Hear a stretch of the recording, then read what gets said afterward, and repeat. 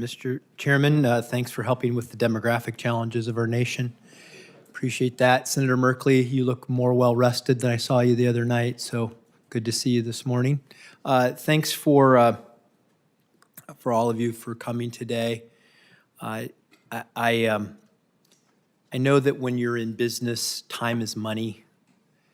The longer it takes to get something approved, the less likely you are to do it. And as a matter of fact, if you can't rely on the American system to do it, many manufacturers might choose to develop in China or India or other places in which I think all of you would agree the environmental standards are lower than what they are in this country. And I know that chemistry has provided us so many advances. We tend to focus on the things that go wrong, but there's so many examples about how our lives are better. It's improved human flourishing and quality of life. And I see it, in my state in Ohio, where I know Mr. Huntsman has some companies that are also working that, but I'll give you an example. Tires.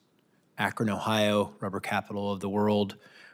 Over the years, tire manufacturers have tried to make tires more durable, as we have cars that are heavier due to batteries and things like that. How do you build tires that are more durable? But also, you build those chemical bonds so strong to make them more durable. But then, how do you break them down? How do you recycle them? Because then you have these dual goals sometimes, and innovation.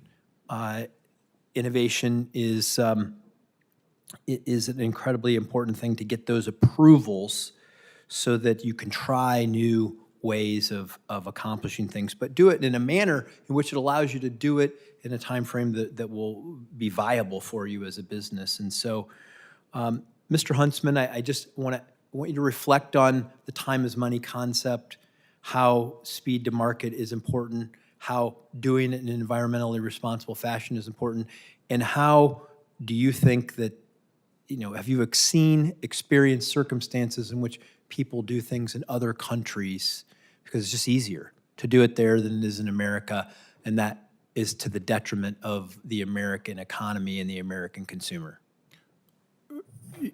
Yes, I mean, all of that is true, and I think that it is a question when I see what's going on. In the last month, I've had the opportunity to visit many of our facilities and leaders throughout Europe and also in China.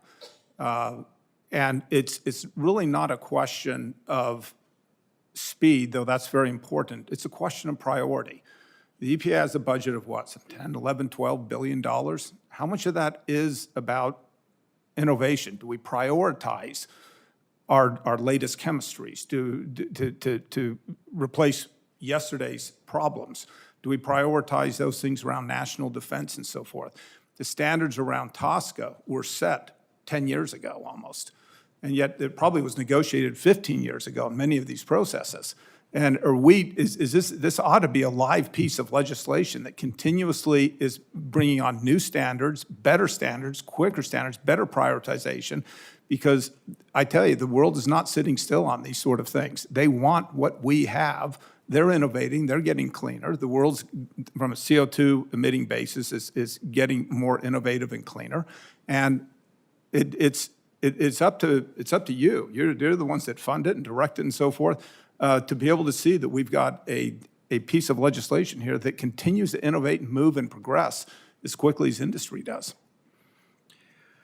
And so, Dr. Woodruff, what Mr. Huntsman said seems pretty reasonable, that the EPA should focus on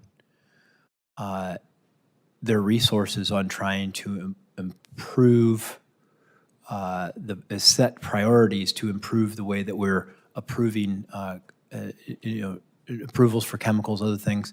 Was what he said unreasonable? I think that regulation is an innovation driver, and I agree that we need the best available science and that EPA should be well-resourced in order to help create the regulations that set the bar. EPA shouldn't be deciding what the innovations are. They should set the bar, and then the industry innovates, because that's the right set of rules, because EPA is not a manufacturer. But I just want to say, look at methylene chloride. Methylene chloride, the industry is still fighting to implement the rules around methylene chloride, which we know kills people, and there is a substitute that is less toxic. So I feel like EPA is hamstrung by the industry saying, yes, we want innovation, but don't get rid of these toxic chemicals that we're already using. So I agree with you, and I think that if the industry is acting fairly, we can create innovation, like in the Clean Air Act, where we have the catalytic converter, cleaner air, no lead in gasoline. The Clean Air Act is a model for TSCA.